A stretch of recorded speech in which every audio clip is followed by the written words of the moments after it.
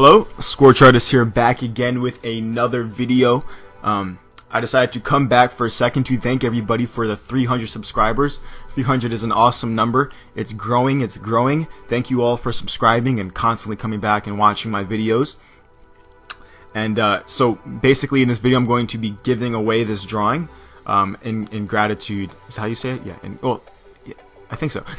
In gratitude for the 300 subscribers. So some lucky winner is going to be winning this this Pokemon, or Pikachu, who is a Pokemon drawing. I'm gonna go over how to do that at the end of the video. So for the video, I'm going to be basically talking about my process. I think it's more interesting when an artist talks about their process throughout the video. So I thought I'd give it a try.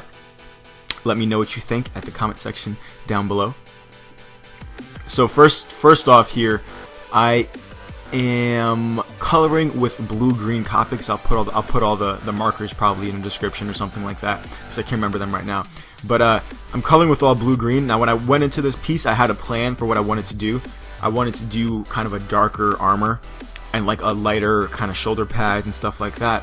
But as I continued and I put down the markers, my mind kind of changed and it shifted, and I had like a plan in my mind.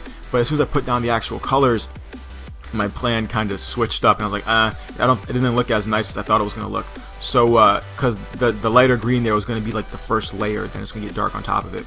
But I decided to leave the lighter green, and as you can see now, I went in with the darkers, kind of like to highlight. Well, it's not really a highlight, but it makes the light green areas pop more when there's the darker areas. I think it looked better with more lighter areas than darker areas, as opposed to vice versa.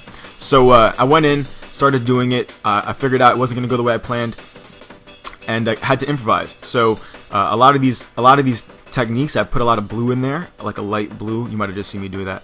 And I didn't really have a plan for that. I had a plan, but I was really experimental because I had heard somebody say before that it's shadows. Well, you can see it in your life. Look around you right now.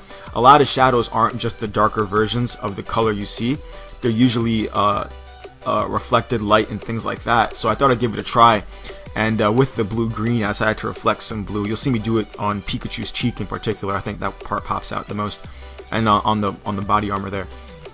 But I put some blues in the shadow, not too much. You don't want to make it look crazy, but keep in mind metal reflects, so you're going to see some reflected light on the character itself from the metal.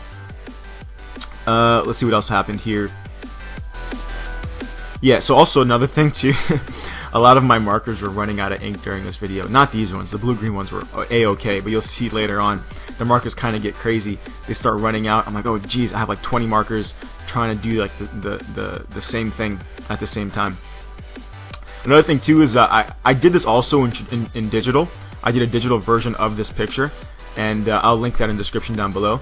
But I like the traditional one a lot more. I didn't do traditional for a very long time. Well, I have, but I haven't really been focusing on it.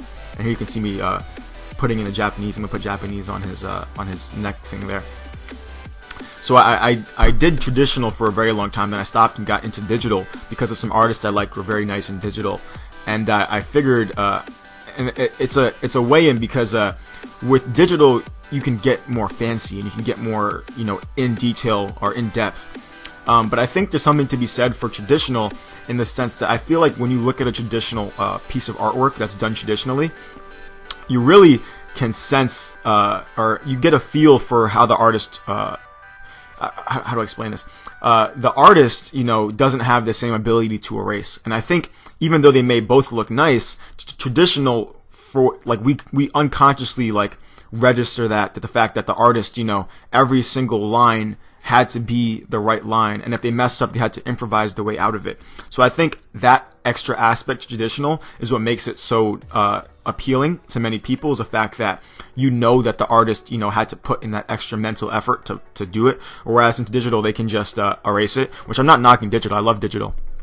But it's definitely, those aspects are lost in digital, whereas the detail that can be captured in digital may not be able to be captured in traditional. So it's a big way in there. But after doing this, I can say I was feeling very fond of digital. That mood may change. But after doing this, I was like, oh, I want to do some more traditional painting or traditional marker drawings, because I really like the way this one came out. And I think that's it. You can see my markers here beginning to run out. I did also a light blue background. You'll see it in a second. Didn't show up on the scan, unfortunately, but it's there. You might be able to see it on the video when it's finished. And yeah, that's really it. So I chose Team Mystic here. I think that's Team Mystic. I don't actually play Pokemon Go just because of where I live. I can't really play it. There's no place to walk to. I just got my driver's license, so I'm not going to be driving anywhere. I'm drawing all day. I have a lot of excuses not to play.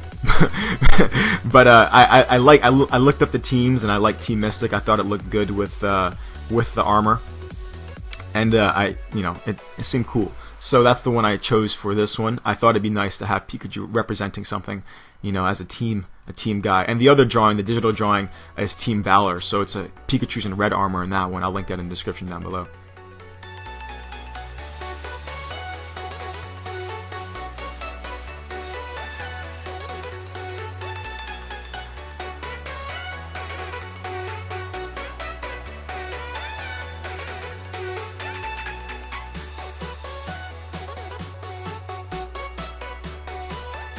So we're nearing the end of the video, and you guys might be wondering, how the heck do I get this drawing?